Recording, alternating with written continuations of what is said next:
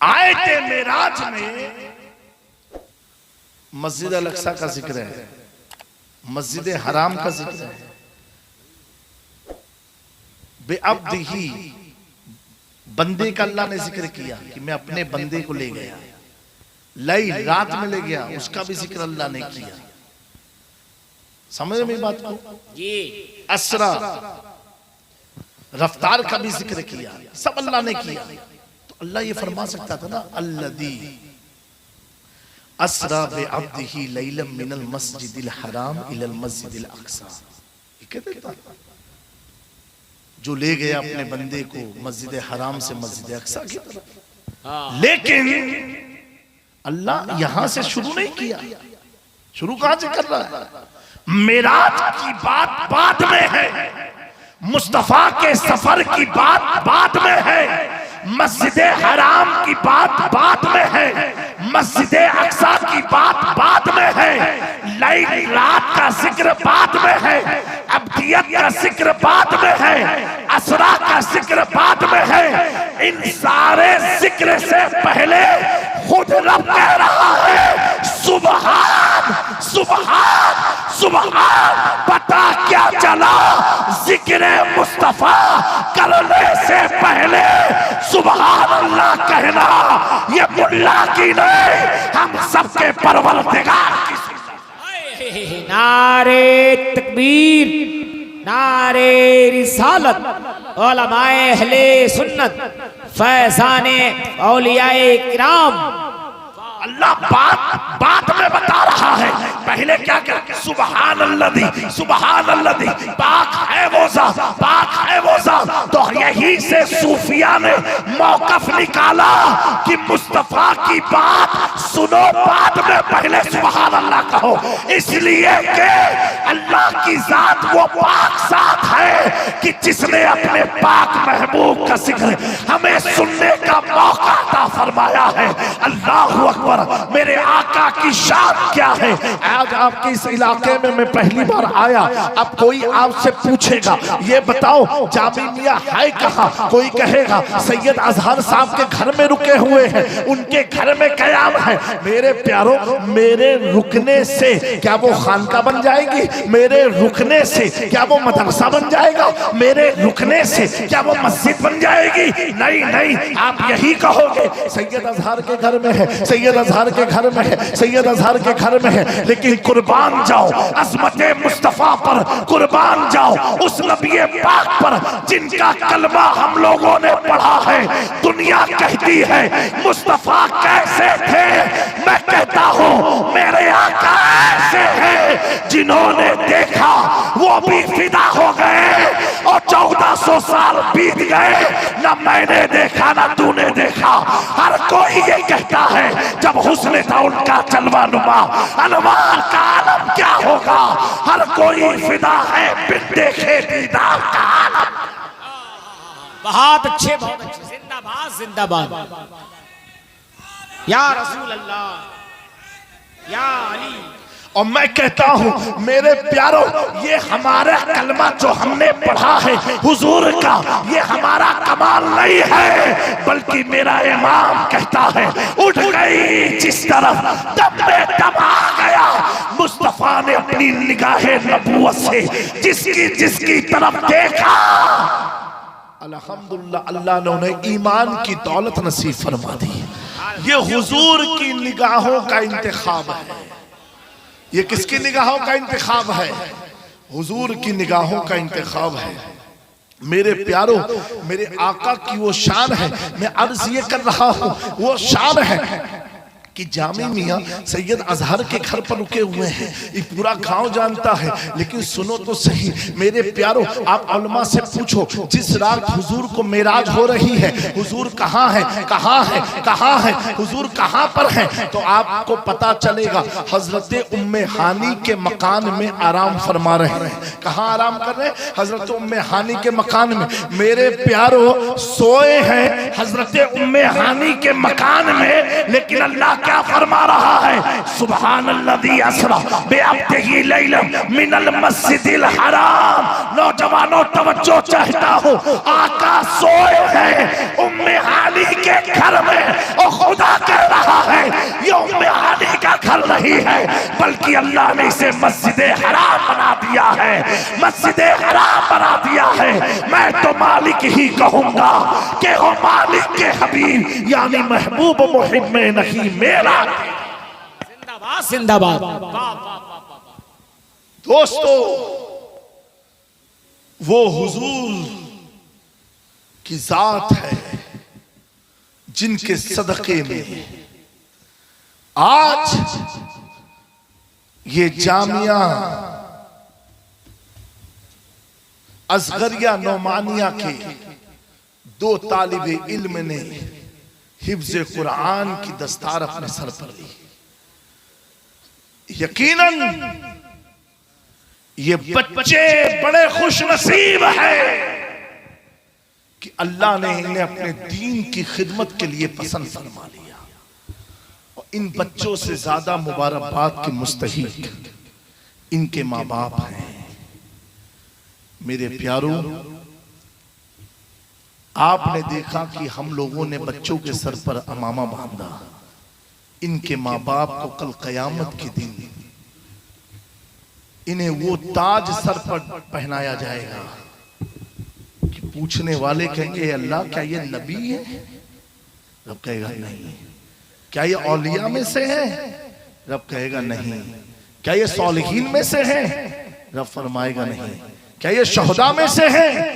रब फरमाएगा नहीं। तो अल्लाह तो कौन है जिन्हें जन्नत का ताज पहनाया गया?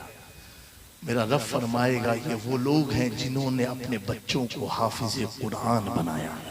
बेशक, सुभान अल्लाह। अब आप सोचो, माँ बाप ने खाली क्या किया, बच्चे को मदरसे में छोड़ा है, बस खाना पीना रहना सहना बेचारे सैयद साहब कर रहे हैं, मेहनत से कर रहे हैं। बेशक आप लोग जो जो देते हैं थोड़ा थोड़ा करके कुछ एक अमाउंट बनता है, उससे मेहनत कर रहे हैं, जफाकशी कर रहे हैं।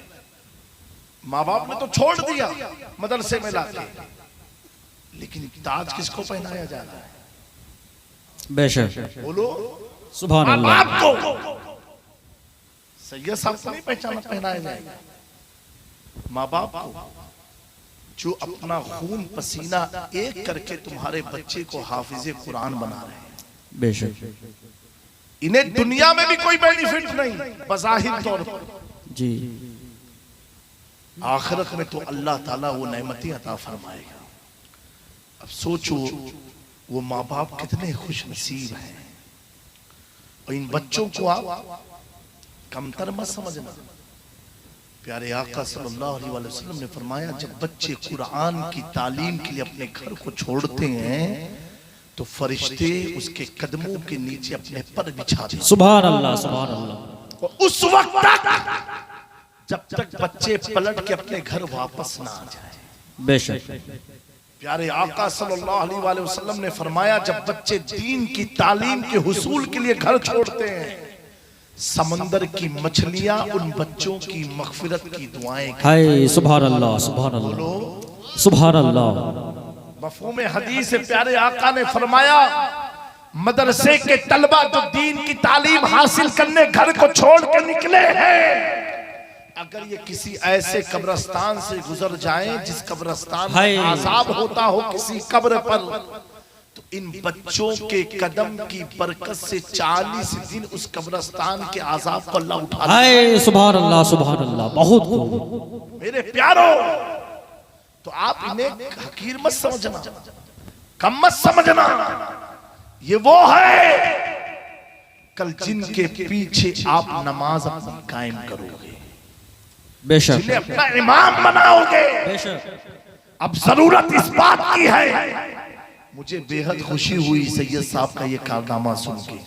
बेशक, इरादा तो बहुत कुछ था बात करने का, लेकिन ऐ रजा हर काम का एक वक्त है, दिल को भी आराम हो ही जाएगा। बेशक आपके दरमियान बात इतनी ही की जाए जितनी आप समझ पाओ जी। ना तो हम लोग तो 2-2 घंटा तकरीर होती पता भी नहीं चलता, लेकिन मजमा भी ऐसा होना चाहिए। बेशक मैं तो कहता हूँ 72 हो लेकिन हुसैनी दमदार होने चाहिए। बिल्कुल बेशक सुभान अल्लाह सुभान अल्लाह। हाँ, बेशक। हज़ारों का मजमा हो, खामोशी हो, कोई फायदा नहीं। कोई फायदा नहीं बिल्कुल 72 हो, जोश वाले हो, मगर दमदार ईमान हो। वाले हो, दबदबे वाले हो, तो मजा भी आता है बोलने में। बेशक तो मेरे प्यारों, सैयद साहब किबला, मैंने जब सुना कि बच्चियों का भी इदारा है यहाँ, जी आज आप गुटखा खाओगे, पान खाओगे, सिगरेट पियोगे, खैनी खाओगे, ये एक जायका है, खत्म हो जाएगा। और अल्लाह ताला आप सबकी हिफाजत फरमाए।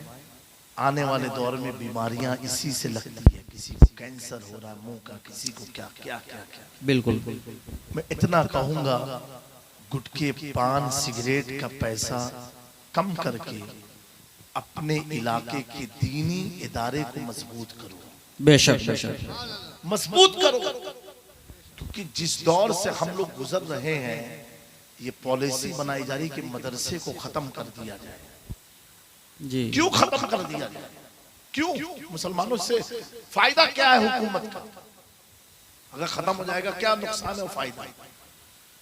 मुसलमानों, ये 50 साल जो हम सोए हैं ना, अब जाग रहे हैं, तो समझ में आ रहा है हमारे साथ कितना धोखा किसने किसने किया। बिल्कुल और अभी भी अगर सोते रहे तो तुम तो कलमा पढ़ के दुनिया से चले जाओगे, तुम्हारी नस्लें फातिया भी नहीं पढ़ पाएंगी कब्रों पर। बिल्कुल बिल्कुल सही बात।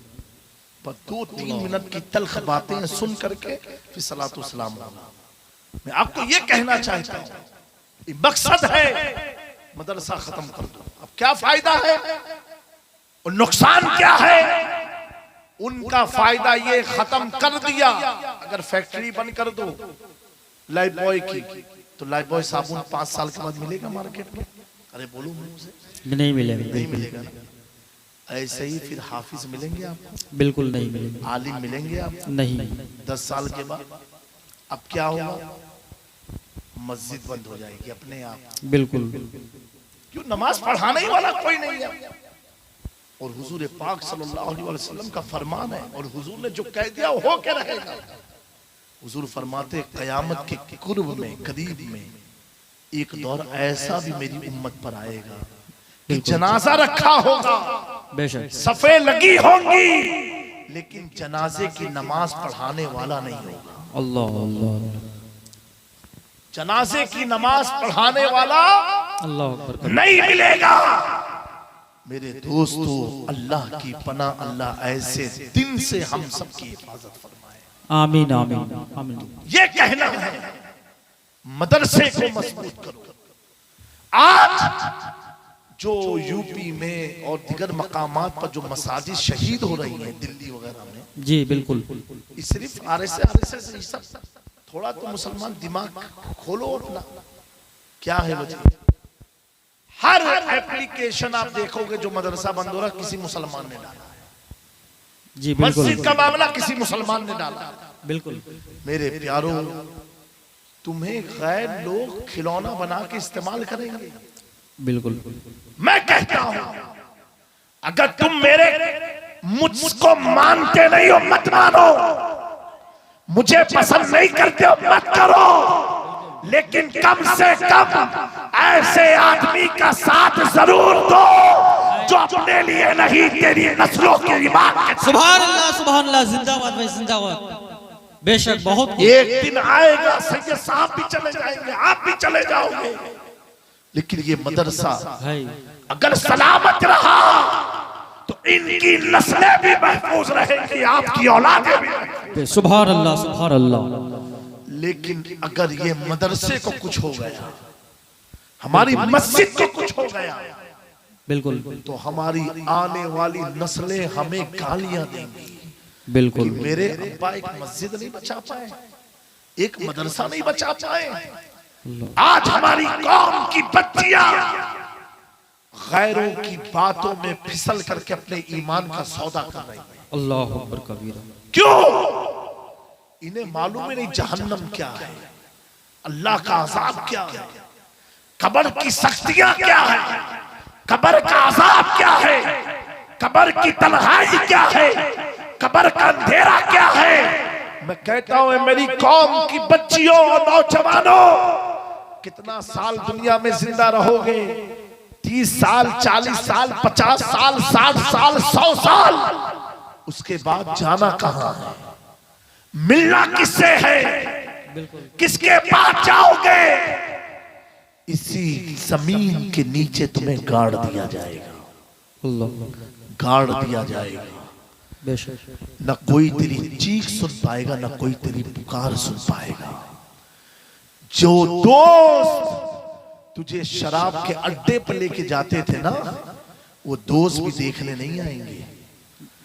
जो लड़कियां तुम्हें बहकाती थी, कौन देखने वाला है? आज कल लो, कल का देखा जाएगा। वो बच्चियां भी तेरी कब्र के पास देखने नहीं आएंगी।